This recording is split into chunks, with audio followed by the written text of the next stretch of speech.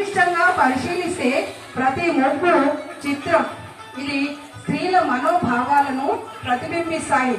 కాలంతో పాటు మారుతూ వచ్చిన విజ్ఞాన అంశాలు, సామాజిక అంశాలు, తమ ఆచారాల్ని మహిళలు తమ ముగ్గుల్లో తమదైన చిత్రలిపితో ప్రదర్శిస్తూ ఉంటారు.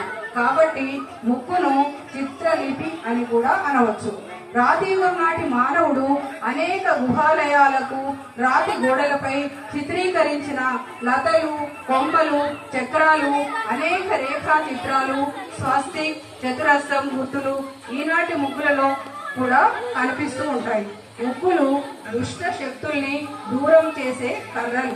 ముగ్గులు దుష్ట శక్తుల్ని దూరం చేసే కర్రలు. చాలా మంది పెద్దవాళ్ళు ముగ్గు గీత గీసిరా, ముగ్గు కర్ర వేసిరా అని చెప్తూ ఉంటారు. అలా చేయడం వల్ల దుష్ట శక్తులు లోపలికి రాకుండా ముగ్గులు అడ్డుపడతాయని విశ్వాసం కావచ్చు.